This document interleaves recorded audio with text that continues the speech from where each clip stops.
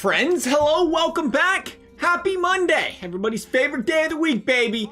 Get ahead early on the Monday. We got a lovely video here today suggested by XD Flow. Is there any relation to the progressive lady? No idea. Maybe he'll let us know. But he wants to see us go out a team of all players who were drafted in the 5th overall spot in the draft. I thought this could potentially be a tough one. Could these guys all come together and win a Stanley Cup? It's a tough spot to draft. There's actually, I guess, a lot of tough spots to draft. Kind of interesting. What do you guys think is the toughest spot in the draft to be drafted here? I'm always thinking 4th. For whatever reason, it's 4th. 4th always seems to be that spot where people don't go out, and you see a lot of hit and misses, I guess you would say. It seems like you always have the consensus first. Sometimes you have like the 2nd and the 3rd. It's like, feel really like this year's draft. You felt really good about the top 3, and it's like, who do you go with 4th? You don't want to mess up the spot, and sometimes teams do. We'll see though. Here's this current team right now. We have Phil Kessel first line it, baby, over with Elias, Pettersson. Speaking of a stud and a half pick in the 5th round, or 5th overall spot, that was what he shared Patrick's draft. And it seems like Pettersson's really coming out as the stud in that draft. That was a really good draft. McCarr, Heiskanen. It's crazy how you have, that's just, I don't know.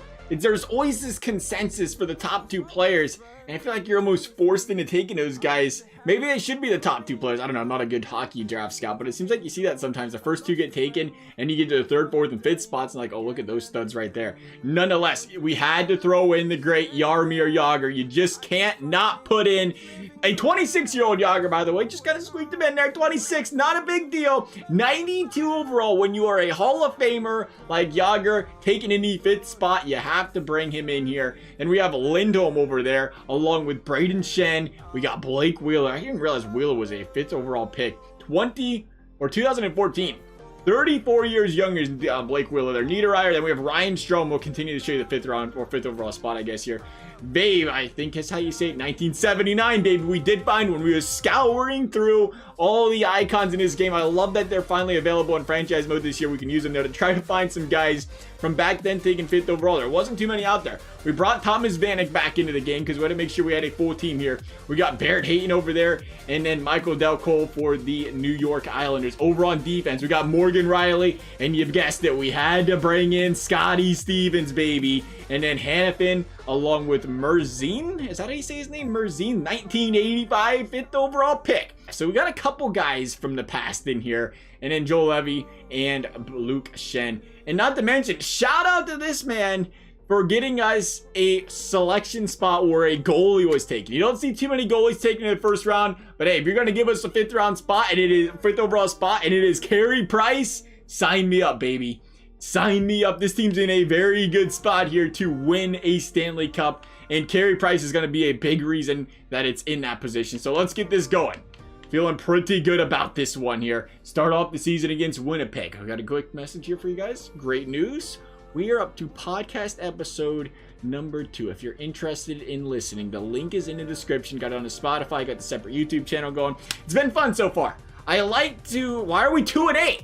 I like the idea of being able to kind of talk outside of the YouTube world, I guess, the NHL YouTube world, being off topic. I know a lot of people get upset and just ramble on about random things, and you're like, I signed up to watch you learn how to score breakaway goals, and you're talking about how many flowers you picked yesterday. I get it. You clicked on a video for this, not that. Completely understand it. See it a lot in tutorial videos, right? You're like, oh, I'm learning how to take this tutorial. 5 minutes in. Okay, I learned about his wife, his kids, his favorite pet goldfish, his dog, his aunt, his uncle. Okay, now we're ready for the tutorial. Nonetheless, though, here we go. St. Louis, 22-13, running into January. Here we go. This team, they were struggling there for a while. We just wondered what the heck was going on. And this team has caught absolute fire since then.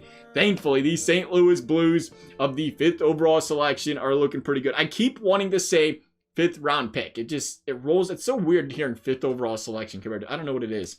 I guess you just have 31 of the 5th rounders and you have 1 5th overall. So that may do it. Nonetheless, 34-20 heading into the trade deadline are the St. Louis Blues, looking like they're going to be in pretty good shape here to make some noise come playoff time. We'll see who led this team again. Petey Petey leading the team right now. Who am I kidding? Looked like the best 5th overall pick in quite some time here. Can't say ever again. You got Jagr out there. Almost said it. Caught ourselves, though. The Nashville Smashville Predators in the first round for these St. Louis Blues. We'll take a look real quickly at the points.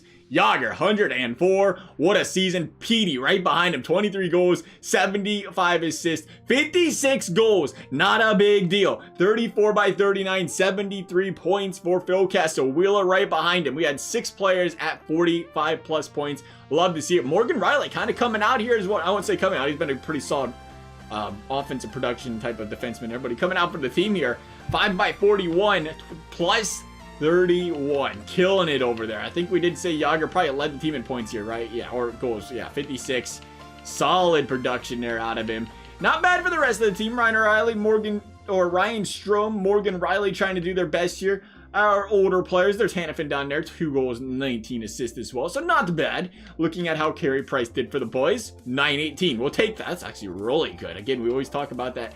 The median about 912, so 918 out of Carey Price, a solid season there. 109 points that may end up leading the entire league. What do you think, St. Louis? Yes, sir. That's a President's Trophy by 0 points. I was going to say 4, but that is 0. 109 to 109.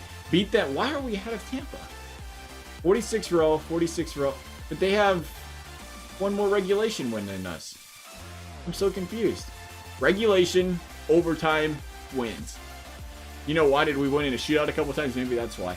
I would feel like that'd be me personally. I don't know. What the heck do I know? You would think you'd go directly at wins. If one team has 52 wins, the other has 51, bang. That should be the immediate tiebreaker. Is it not? I always thought the other tiebreakers came in once you got to the overtime area there. Nonetheless, let's go. Nashville, what do you guys got here for us? Going to be a tough first round? Hopefully not. Let's get it going. 2-1 St. Louis early. Here we go. Game number 4. Sit down, St. Louis. That is not what we was looking forward to. Nashville, thank you. Thank you for losing. We appreciate that. We're trying to get out of the first round. Pretty solid team here. Want to get it. There we go. Got it. Thank you. Nice playing with you, Nashville. It's very great doing the business with you. Who we got in the second round? We are talking the Chicago Blackhawks, who always seem to sim up extraordinarily in this game, and they are putting us to the test early. The Chicago Blackhawks up 2-0 so far. There we go. Getting a winning game 3. Needed that one. Can we get another one here? No. Chicago? Don't do this to us, boys. Chicago, we do not want to lose. That's all. That's all. We did not need it. Can we edit that out? No, we're probably not going to. You gotta keep it raw sometimes. Here we go. Chicago, first period. Patrick Kane on Carey Price right in front of the slot there. You cannot allow Patrick Kane to shoot there. Period 2. Period. And we have the Cole. Okay. Not bad, but we're heading into the third in a 2-1 game. St. Louis needs to put one in the back of the net. It has been all Chicago Blackhawks thus far. Power play Hawks. Need the big kill here. The Blues got it. It doesn't seem to matter, though. It seems like it's been a power play the entire period. Have we gotten the puck into our offensive zone? There's a couple shots. Malcolm Subban is currently blanking us. Game over. Malcolm Subban and the boys, it is amazing what the Chicago Blackhawks do in this. Our 5th overall selection team will not be getting out of the first or second round. The Chicago Blackhawks, once again, simming up like all-stars, playing like that Stanley Cup winning team they once was. Not getting past the Tampa Bay Lightning, though. It will be the Lightning, the 109-point Tampa Bay Lightning, winning the Stanley Cup. Did any of our 5th overall selections bring home some hardware, though? Jagr had to win that Maurice Richard, right? As many goals as he scored. The Art Ross went to Patrick Kane. Okay, so Chicago had a great season. Patty Kane part of it. The heart did go to Jagr. There you go, Jags. James Norris to Drew Doughty. Patrick Kane, the Bing. We had to Calder go to Tippett. We had Vasilevsky with the Smite. The Vezina going to Matt Murray. There you go, Matt Murray. Really playing impressive over there in Ottawa. The William Jennings did go to Carey Price. Fewest goals. Masterton Yamerson. Johnny Tays getting the Franklin J. Selke. And there's the Ted Lindsay going to Jagr. And the Maurice Richard went to Patrick Kane. Okay, no. Oh, it's tied. We tied. Both players had 56 goals. I would say unbelievable. Patrick Kane still 56 goals. An amazing season. So we lost to a guy that was just having an outstanding year, at least in the playoffs. So it's not a big deal there. As for this video, though, guys, as always, if you enjoyed it, I always appreciate you consider subscribing. You never have to. Thank you guys for watching. We'll see you next time.